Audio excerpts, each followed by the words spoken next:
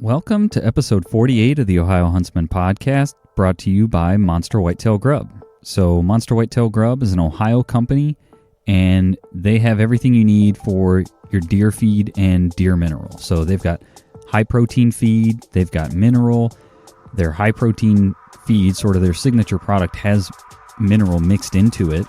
So it keeps the deer coming back even after the visible feed is gone.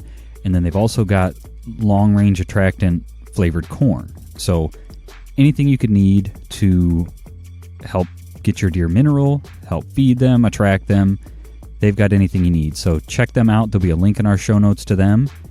And today's episode, we talk about rain. More specifically, I guess, how the rain and the flooding this spring is going to affect deer hunting this fall. So I know around us, there's a lot of fields that either got planted very late, haven't been planted yet, or there's large sections of the field that got flooded out that aren't growing. So what's that going to do to crops in the fall? How's that going to affect deer movement, deer behavior, as well as what's happening to the native vegetation? You know, the plants and things out in the woods and the fields and things that deer feed on as well. They don't just eat crops, of course. So how's that all going to affect that? So Jeff actually reached out to the Ohio Ag Extension, local soil and water department, and a few other resources and got some insight into this. So this is a pretty interesting conversation. We there's a little bit of catching up, rambling, off-topic conversation in the beginning, and so if you don't care about that, just skip ahead a few minutes, and we'll get into the research and things. So with that, let's get into this week's episode. Welcome to the Ohio Huntsman podcast, where three brothers, Jason, Jacob, and Jeff, discuss all things hunting in Ohio. Our goal is to be your source for accurate and reliable hunting news and conservation issues in the great state of Ohio, as well as some fun and interesting conversations along the way. This is the Ohio Huntsman podcast. Are you listening? Are we ready to start? Yeah. What's this thing we posted? Shooting qualification? Don't you have to be drawn for the program, or you have to qualify before you apply? Have to qualify, pay $20, qualify, then apply, then be drawn. And you could not get drawn and be out $20. Yeah, have spent a day qualifying, right, and be out $20. Also, it's one shot. You get one opportunity to seize everything you ever wanted. To put That's five right. arrows in a 6.5 inch circle, or 4 out of 5 arrows in a 6.5 inch circle. So If you what's don't this do for? it, you're done for the year. For park hunting in not Hamilton County, Dayton area. Oh, okay. And what is that, from 10 yards, 20 yards? 20, I think. Well, good luck to anybody that's signing up for that. Yeah. Hopefully it works out. All right, yep, I'm ready to rock. All right. So today we're talking about rain, right? Yeah. I know a few things about rain. It's wet. It makes corn, which corn makes whiskey, and you know how the rest of that goes. But in all seriousness, we're going to talk about how all of this wet weather has been affecting the crops, the plants, and how we think it's going to affect the hunting season, I guess, this upcoming hunting season, with crops either not being able to be put in or being put in late, how it's affecting the natural browse, and see where we lead. Jeff, you said you've got you did a bunch of research for this. I'll be honest, I did zero research for this, other than, I've seen the wet weather, and I know the field behind me. There's a farm field behind my house that has not been planted yet. There's a field next to Dad's house that has not been planted yet. So I know in this area, it's not uncommon right now to see fields unplanted. Before we get into that, though, I got to tell you guys, this has nothing to do with our topic, but I'm pretty jacked up. I just got home from this, they called it like a drive and learn, but basically what it is, in comparing stats on tires, they set up basically like an autocross course and had 3 Series BMWs outfitted with different kinds of tires. And then you had a professional driver with you, and you just got to hammer down, man. That's awesome. That's it was awesome. So they take us around. The professional driver is in the car, and then there's 3 other, 2 people in the back, 1 piece per person in the passenger seat. And the professional driver takes you around the track once to kind of, because when you look out on an autocross course, wow, it's kind of a tongue twister. From the sidelines, it can kind of just look like a sea of cones, right? Right. It's hard to see the line. Yeah. So he takes you around once. He's going slow. He's like, okay. And for us, they had different color cones at like key points. Like you should get on the brakes at this cone, get back on the gas at this cone kind of thing. So they had different color cones. And he's pointing all this stuff out. We go one time around the course. And these guys are like professional. They introduced them all. They're professional drivers. The one guy used to be one of the stunt drivers for Disney. How they have some of those stunt shows down there. Yeah. Mm-hmm. The other guy, they've raced in different, racing series and things. Like these guys are professional drivers. And so they go around the course once, and then sort of nonchalantly, he's like, okay, now we're going to see what these things do. And I have never been in a car driven like that before. That's awesome. Just hammer down, last minute into the corner, on the brakes, sliding sideways around the corner, back on the gas. Like, it was intense. So much so that, like I said, there was 3 people in the car. Well, 4 people, the professional driver, and then 3 amateurs that were there for the drive and learn. There was a handful of people, and some people get car sick in the back seat, but there was a handful of people, after a few times around the track, they were like, okay, I'm done. I got to get out. So, needless to say, you can probably tell I'm a little jazzed up. I was joking with because, they're BMWs, right? So they're, what's BMW's thing? The ultimate driving machine. Yeah. And I was joking with some of the guys there, like, how mad do you think my wife would be if I came home with a BMW? I don't think it would. Knowing your wife, it would not go well. No, yeah, we'd probably be divorced. And it's kind of hard to put a deer in the back of a BMW. Yeah, that would count. Yeah. Probably lower the value a little bit with deer blood in the back, but probably.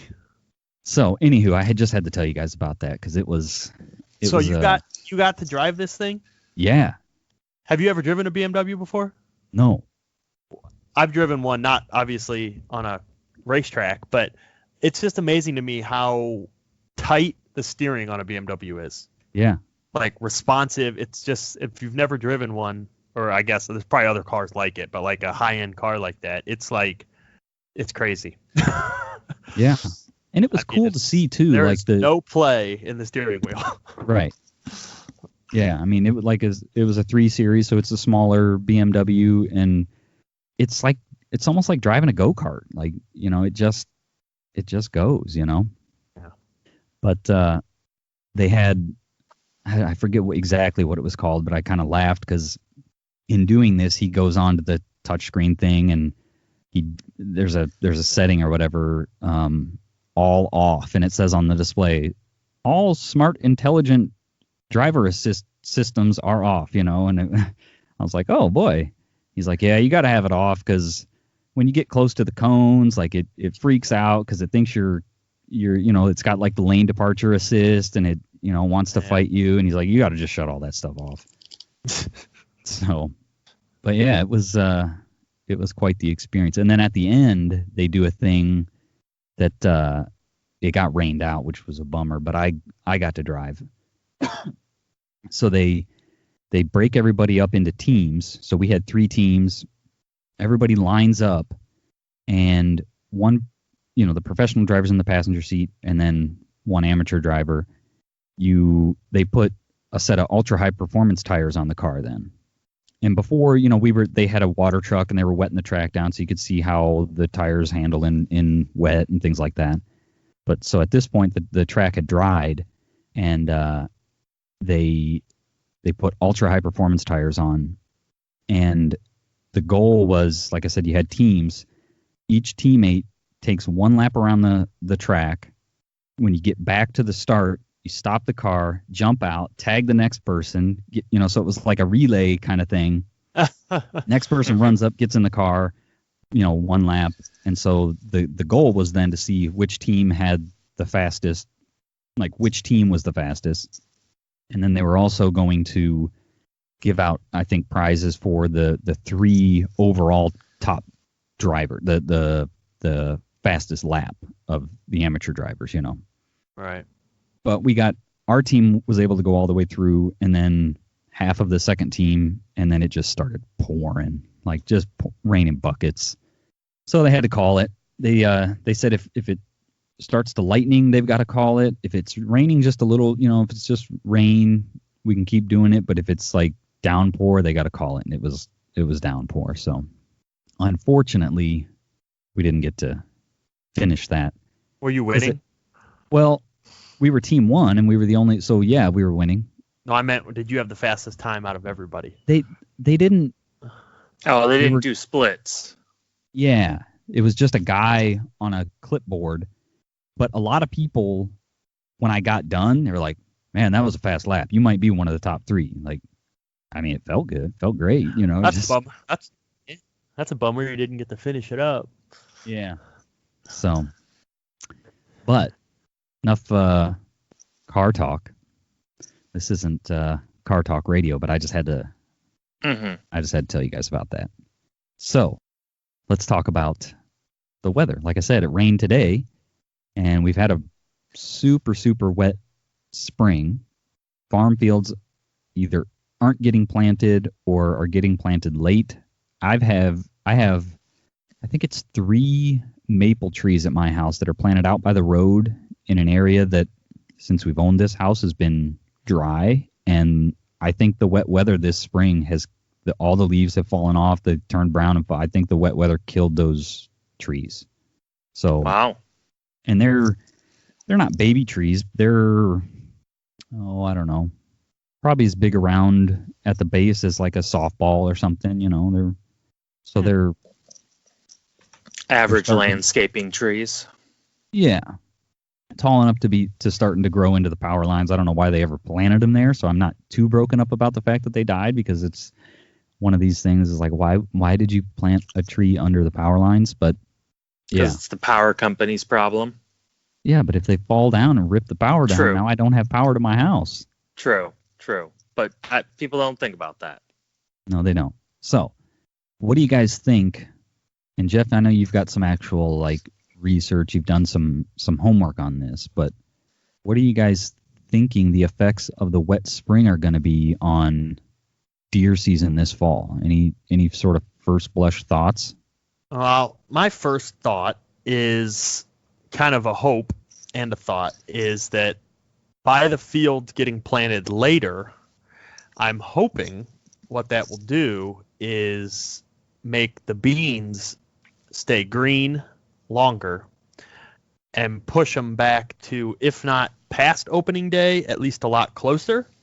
So I feel like bean fields the first week might be real hot to catch deer, because typically opening day, end of September, the beans have pretty well turned brown a week or 2 before that, and the deer start to transition out of the bean fields because it's not appetizing to them. It's still hot, so they don't want to eat the pods exactly, because that's too much. Basically, it gets their metabolism ramped up too much. They're still looking for green, leafy, water-filled goodness. So I feel like maybe if those beans stay green longer, the edge of a bean field opening day might be the best place to be.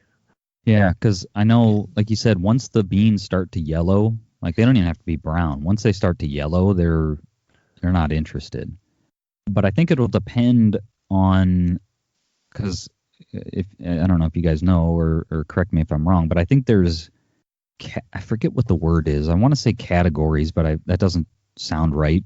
But like there's a category, I want to say like 1 through 8 in beans, and those category numbers they determine or affect days till ripe. And I'm Right. sure somebody that is into farming is cringing at my awful Right. description Yeah. of this. But I want to say it's categories 1 through 8, and as you go through the categories, the days to ripeness is longer and or shorter depending on which direction you're moving. And so if everything is same as last year, they plant the same kind of bean, definitely things should stay green longer, unless they buy a quicker ripening bean because they got them in late. It'll kind of probably be on a field by field basis, I would imagine. Yeah, I mean, I know with Grandpa's farm, I know they buy their seed ahead of time, basically. I mean, they buy it that season, but they bought their seed with the intent of planting it at their normal time. Yeah. And then they got flooded out, and that pushed it back and back and back. So using that line of thought, it would be the same bean that they normally would plant, just got planted later. It'll stay ripe longer. That's kind of where I was going. But again, we'll see. Time will tell. I don't know if it'll make it till opening day, but it's definitely something to watch. I mean, the bean fields, anyone who watches a bean field over the summer, the deer are in the beans every single night. I mean, if there's deer around the bean field, there's deer in the bean fields. So if it can stay into season, that could be a real deadly combination for the first few days of season. I mean, it's not going to last long just because of the way the weather works. But that's my first initial thought about what it might do by pushing it back. It might keep those beans ripe or green, not ripe, I guess, green, yeah, into past opening day, which would be very different from normal Ohio situation. Right. Yeah. So go ahead. Go ahead, Jason. If you want to. I was just going to ask about native browse. What do you guys think it's going to do to native browse? But if you have some research or something to back up the agriculture side of it, maybe we go there. Yeah, maybe I should dive into the stuff that I have. So first off, what kind of shocked me was that this is really a delayed planting for the most part, and not the absence of planting. At the end of June, going into the last week of June, planting was behind by anywhere from 60 to 80%, behind where we were last year. At this point, which is after the first week in July, we're only 3% behind. Wait, I don't understand that. Yeah, Okay. you can't make up time, so I'm confused. If 60 to 80% of people were behind in June, they'd still be behind. I'm confused. Oh, okay, I get what you're saying. Yeah, we were behind the fields being planted. So once they're planted, I got you. So you're saying by the end of June they were vacant. 60 to 80% of fields had nothing planted. Yes, they had not been planted. We were 60-80% of fields that were planted last year were not planted this year. I got you. Now, we're only 3% behind in planting. Gotcha. So let's pause for a second. Where are you getting this information from? Well, I talked to. This was off of Ohio AgNet's information. Oh, okay. I talked to a lot of really helpful people at the local soil and water office and at the ag extension, and they gave me a lot of good information and a lot of good resources. So I wanted to ask that, just like to make sure this was reliable information. It sounds like it definitely is. Yeah. As far as the soybeans go with staying green longer, that was definitely something they were saying they expected. They actually kind of thought me calling about this topic was a little silly, because most people in the industry are kind of saying, oh, well, this will be great for wildlife. It's bad for us farmers. It's going to be great for the wildlife. Because the beans are going to stay green longer, or because of the native vegetation? Mostly because of what they're doing. Nothing really with native vegetation. But they're, not to get too complex or too over my head, because I don't understand it all. People tried to explain it to me, but I do not understand it all. But there is insurance for farmers who were not able to plant, who were delayed in planting, and who were unable to plant. Okay. So there's a cutoff date for that. For soybeans, that cutoff date is July 15th. If you don't have them in by July 15th, you don't qualify for insurance on those crops, and you can apply for delayed planting funding assistance. Is that something you would have had to have a policy on that in order to make a claim against it? Or is that like some sort of state funded thing to where, regardless of if you've paid into the system, like, is that fun? And maybe you don't know. I don't know. Maybe that's a tax thing. Yeah, I don't know exactly. And yeah, maybe it's a tax thing. Okay. I remember seeing somewhere that, and again, I'm going to butcher this because I just breezed through it, but some politician on some level, no idea who it was or where, but it was somewhere local, Ohio, tri-state area, somewhere, was petitioning for almost like a state of emergency to bail out the farmers because of how much revenue is going to be lost because of the high levels of rain. It's almost like a hurricane, would they bring in the government to fund. That's almost something, I don't know if it ever got passed or approved, but I remember seeing something where they were going to say it's like a state of emergency. Right. Yeah. To move forward, the next thing is with these fields being planted late or potentially not being planted for the grain themselves. Even if the field isn't planted for the grain, the either the soybean or the corn, it is the recommendation to plant all seed that you have on hand, from both the seed sellers and the ag extensions. It is the recommendation to plant all the seed that you have on hand, basically because it's very hard to overwinter already purchased seed. If it's just stored in a non-climate controlled area, they're expecting there to only be 20% germination on that seed. Oh, okay. So it's almost useless next year. So what that can do is, one, if farmers can plant soybeans. I'm not sure what the date is for corn. That date's already passed. But you can say that you get full 100%. You can file 100% claim for your delayed planting and get 100% of the available funds for delayed planting on a cornfield. And then once the late date passes, so for soybeans, the late date is July 15th. After July 15th, a farmer can take his soybeans the seed he's already purchased and plant that as either a cover crop and use that as either grazing for cattle or silage or hay. What he cannot do is harvest the grain.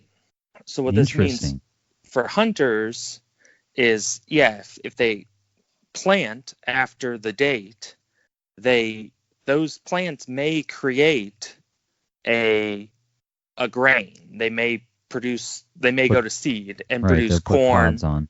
Yeah. However, the farmer, in order to get his subsidy, cannot harvest that grain. That grain basically has to go to the ground. So you might see Really? farmers leaving fields standing corn or letting be. Correct. Okay. Yeah, well. Correct. Yeah. Or well, I guess if they're going to cut it for like silage or feed, they would cut it before it turned brown, right? Yeah. They would cut it before it turned brown, but they could still, if it had went to seed, they could still be leaving seed behind. Yeah. So I wonder if that's why, because of this date to get your insurance claim, I wonder if why a lot of these fields around here haven't been. I wonder if they're waiting. They're going to apply for their crop insurance, Right. and then maybe plant after the fact, or hopefully plant. Because I think just from an erosion standpoint, it's good. You got to have something in those fields, right? Yeah. The next, and they do recommend, obviously, to not leave your field barren. Plant some sort of cover crop. That all depends on what the farmer decides his soil needs. So you could see, anything from ryegrasses to legumes to clovers, to oats being planted. All depends on what the farmer determines his needs are for that field. Because each one of those cover crops would add different nutrients, break up the soils in different ways. But a lot of those are very good for deer. And oats, for example, oats are really good for deer. Oats are still palatable and still good to eat for grazing, even after they've turned brown. So Interesting. A lot of the cover crops would be good for wildlife, not just deer. Another interesting thing that, because I was approaching this from a hunting and standpoint, is that the farmers cannot rent out their fields if they have applied for crop loss, delayed planting funding. Okay. What that means, the goal kind of by that is so that a farmer doesn't file for delayed planting and then someone rent out his field to be planted for hay, and then he's basically getting money from two pots. Now a farmer can plant his own field for hay and harvest his own field for hay, or barter with someone to plant his field for hay, and but they cannot rent it out.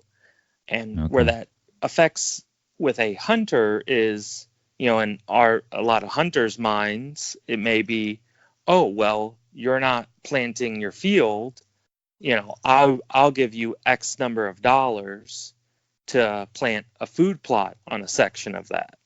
Well, technically, if that food plot isn't a cover crop, something that is approved as a cover crop, that could be considered renting out their field, and they could potentially risk losing their subsidy.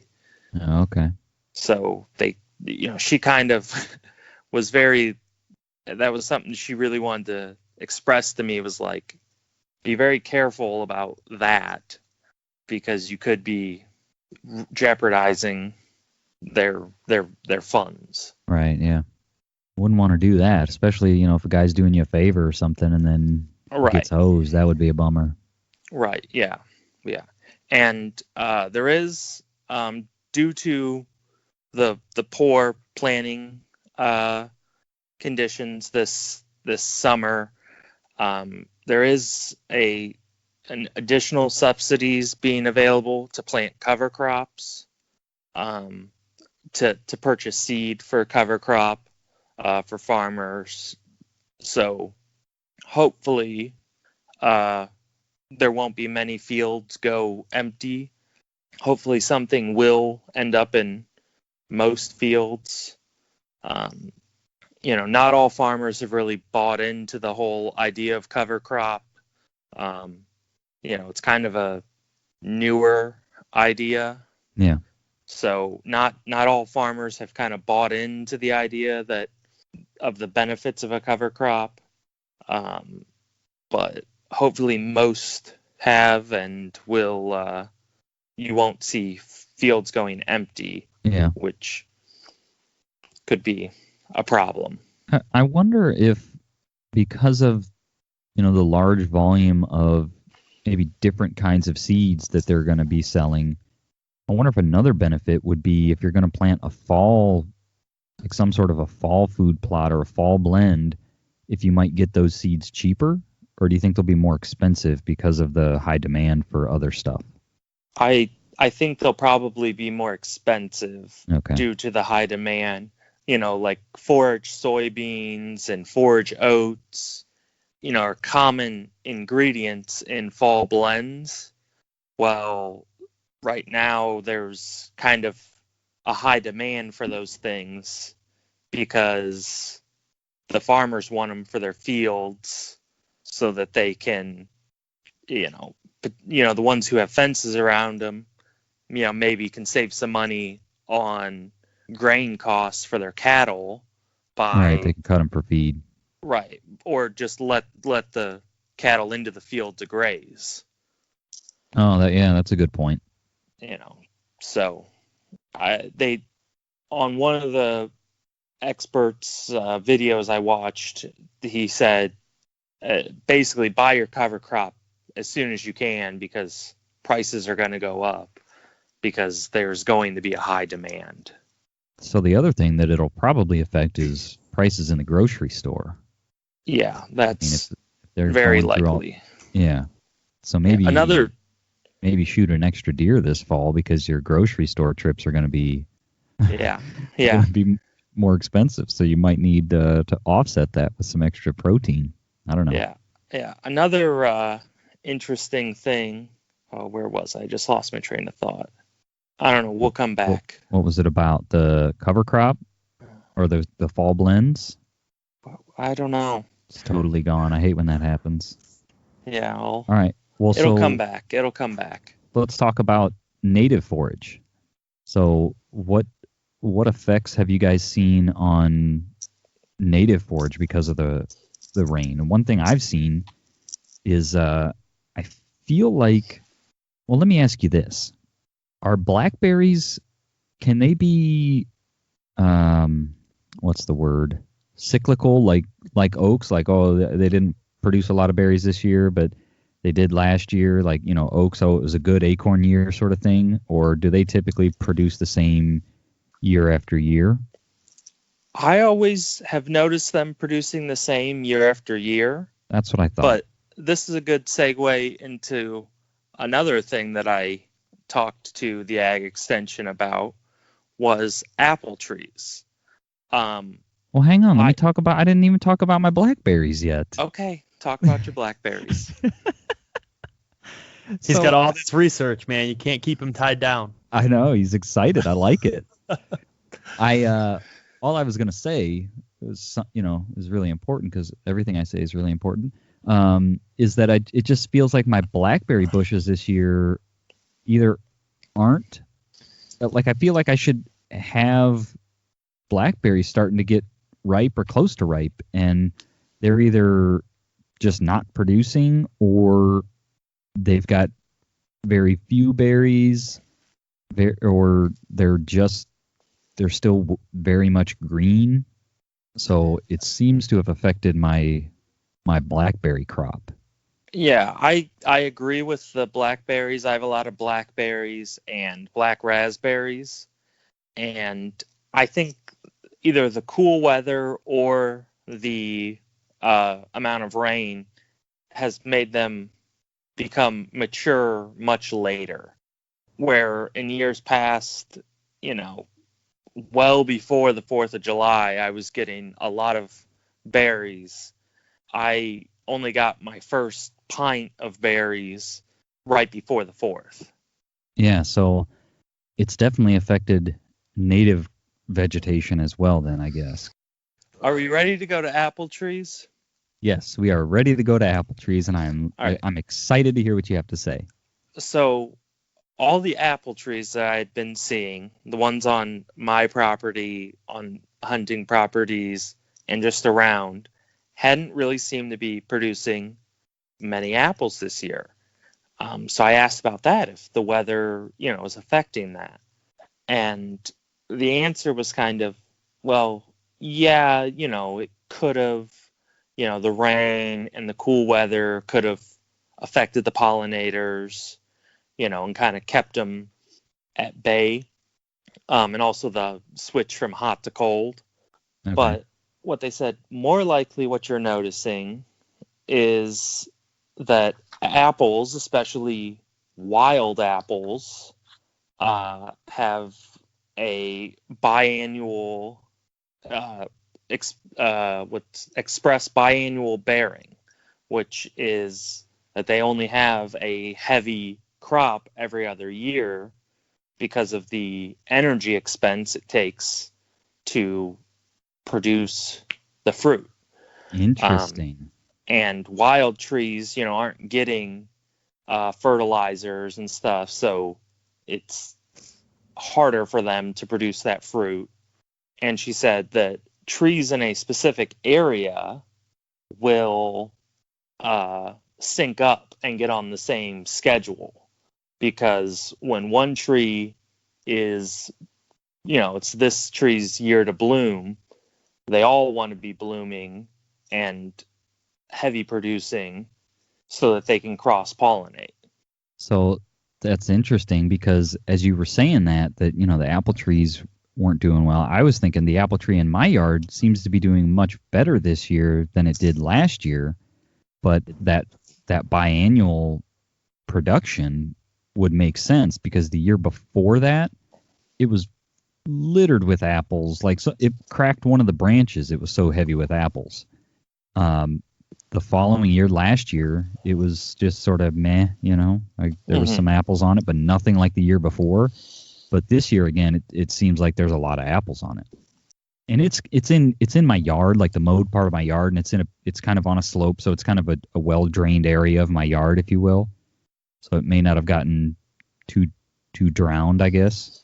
But Well, an odd thing is I have an apple tree that's in a very wet place in my yard, and it is doing well this year. All the other apple trees are doing poorly.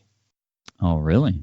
Yeah, like it's almost in standing water, has been almost in standing water the whole summer, and it's doing fine. I wonder if it's a different species of apple, or... Yeah, I mean, I think they're all volunteer crab apple, I don't think any of them are domesticated apples. Speaking of volunteers, I've got so many volunteer red oaks in my yard, and I don't have any red oak trees in my yard, but there's a couple red oaks across the street, and so I think the squirrels have just been carrying them over and burying them in my yard. And so there was one here recently that I think I'm going to protect, because he planted it right in a spot where I kind of like where it's at. So that's cool. That was a cool story, bro. Yeah. Well, I mean, that is cool. But yeah, so that's my unrelated, well, sort of related. We talked about volunteers. Yeah. Sort of related tangent. So there you go. There's your sort of related tangent for the day. Yeah. Another caveat from the information I gathered is that basically this delayed planting is very regional, even within Ohio. Oh, okay. There are some areas that basically were unaffected. They planted all at roughly the same time as they always did. Fields didn't get flooded as much. And then there's other areas of the state that are way behind where they should be. Right. So it's very regional. So some places in the state are probably saying, what are you talking about? We only have, 5% of our fields planted. And then other areas of the state are probably like, what are you guys talking about? Like, the rain didn't affect the fields. They're all planted and the corn's all chest high. So we planted some corn this year in our garden. It's the first time we've really fooled around with corn, and it's doing pretty well. It's one of the few things that's doing well in our garden.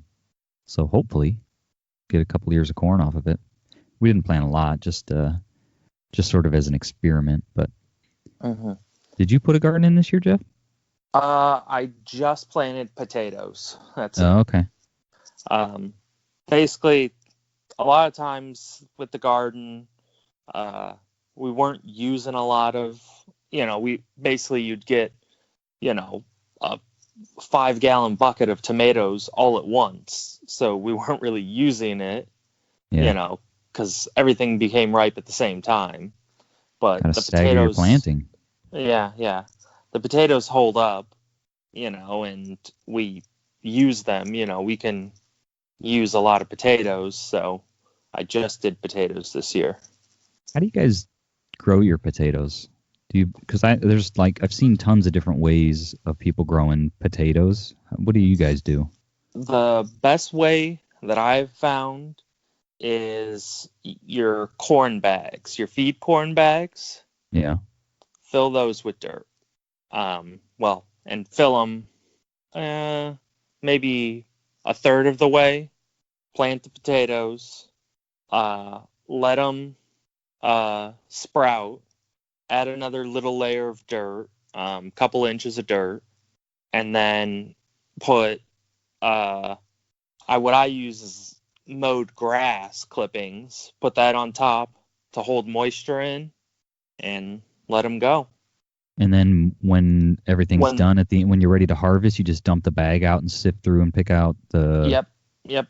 Okay. Just sift through, and that way it's real easy. It's a lot easier than digging into the ground, and you don't know how deep to dig, and right. Are you finding them all? Yeah. They're all right there, and you can just dump that bag, and you can dump the bag, sift through, and then put all that dirt back into a pile for next year. I've seen it's sort of similar to that, where people will take a cage, like they'll make a cylinder out of some sort of like mesh fencing, right? And you make a cylinder, you tie the ends together, like the long edge of the cylinder, and then they put some dirt, straw, whatever in, a couple inches of it, put some seed potatoes in, do another layer of dirt, straw, whatever, put some more seed potato, and so they fill this column with dirt, straw, seed potatoes all the way up. The potato plants sort of sprout out the sides and grow, and then sort of same thing. When you're ready to harvest in the fall, you just open that cage up and you just sift through that dirt then, and it's like you said, it's not back-breaking digging in the dirt. You just sort of sift through and pick out the potatoes. Yeah, and I've tried that technique before, and it just didn't work as well for me. Okay. Basically because in that cylinder shape, the plants were competing for sunlight too much, I think. Oh, okay. They, were all pretty close together and competing for sunlight, and only like the outermost edge of the cylinder, the soil, and like the outermost edge was really being utilized. The center of that cylinder had no potatoes in it. Oh, okay. Like they didn't really grow into the middle very well. They did say in this video that I watched that they didn't get, like, using that method, they didn't get big potatoes. They got just a bunch of small potatoes. So I don't know what kind of size you get out of yours, but that was one thing that they did note in that video that I watched. They got bunches and bunches of smaller than a baseball, like I don't know, maybe between like a golf ball and a large egg. It seemed like they were pulling out of there. Okay, yeah, those are fairly small. Yeah. Something that we just kind of dice up or cube up, and you weren't going to make a a baked potato out of these things. Yeah, I rarely get baked potato sized ones, but bigger than, bigger than an egg. Okay. They're, I'm not even sure what you would call them, but like your average red potatoes that you're getting at the grocery store, like that's kind of the size. Okay. Like maybe just smaller than a baseball size sort of thing. Yeah. Well, so we went on another tangent about gardening there. So listeners are getting a lot of tangents today. Yeah. Well, I mean, it's related. It's agriculture. Yeah. All right. So we talked about native, like blackberries and apples. What about the mass-producing trees? Did you see any research on that, or have any thoughts on how the wet weather is going to affect those? I think that the mass-producing trees I don't think it's going to have much of an effect on them.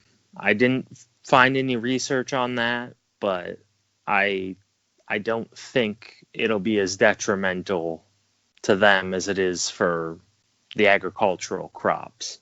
Right. So if it's their year to produce on like an oak tree that, doesn't have a large crop every year, you think they're going to do their thing regardless of the wet?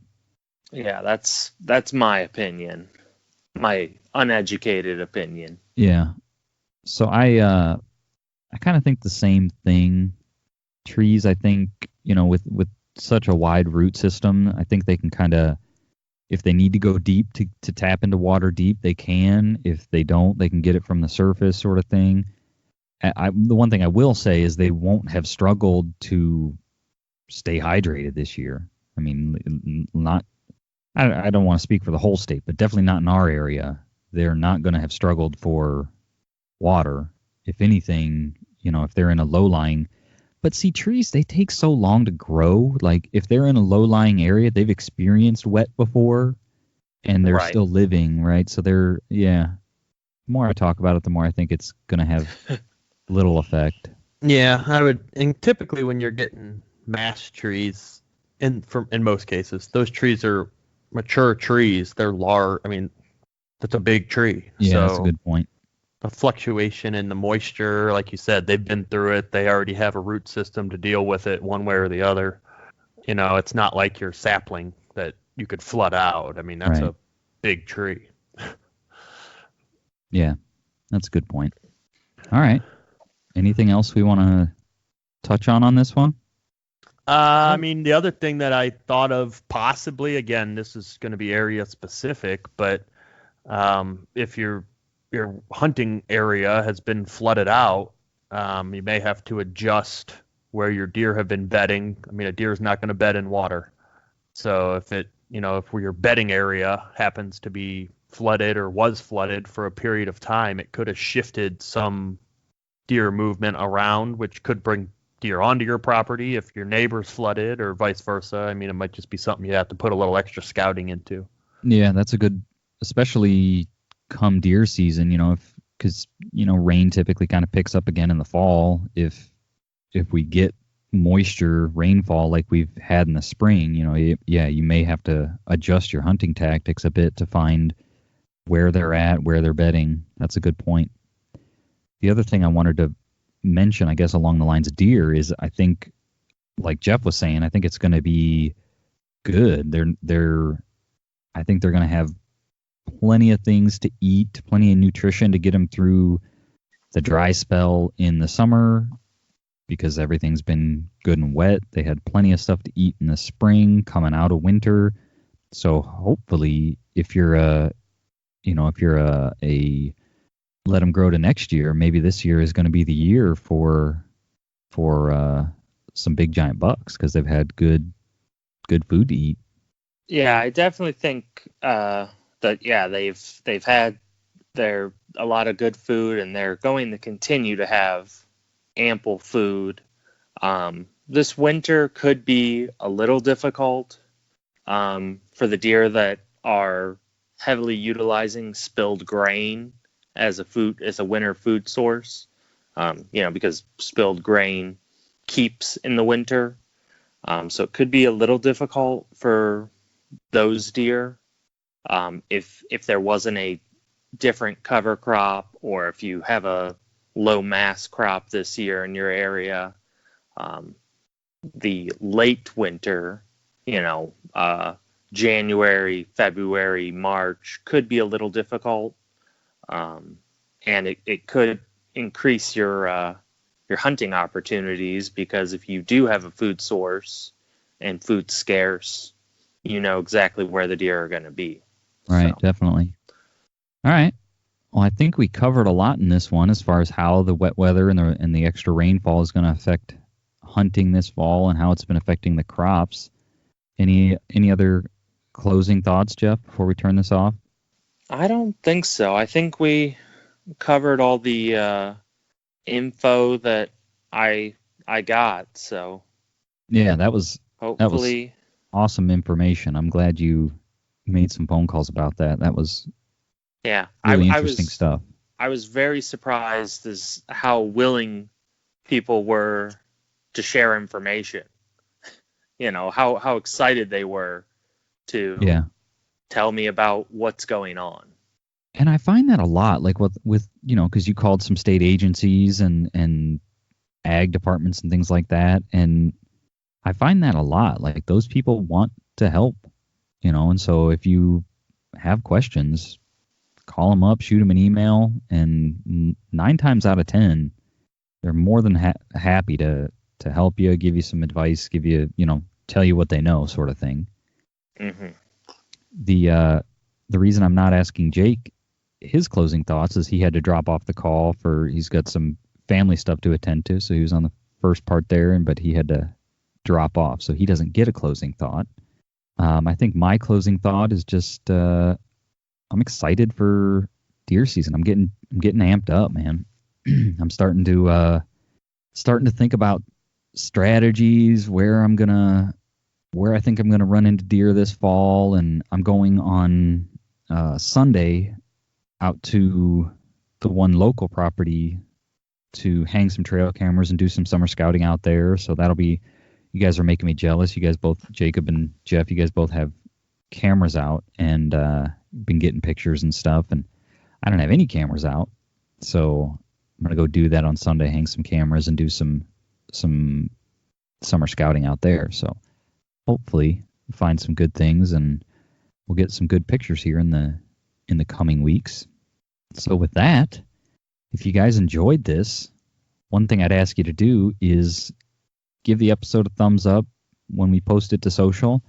And, if you got a laugh out of this or you got any good information out of this, take a screenshot of whatever player you're using to listen to this and share it to your social media. Share it to Facebook, share it to Instagram, share it to your story on Facebook or Instagram, and tag us. And that way we know, yep, we like the content, and we can then share it on our page, and hopefully more people find out about the show. So we're still continuing to try and grow the show, grow the audience, and that would be a big help. And I don't want to let the cat out of the bag yet, but we've got some big things on the horizon here. So stay tuned. I think you guys are going to like it, but I don't want to let the cat out of the bag just yet. So keep listening, keep following us on social. We've got some big announcements coming. So without too much more rambling here, I just want to say thanks for listening.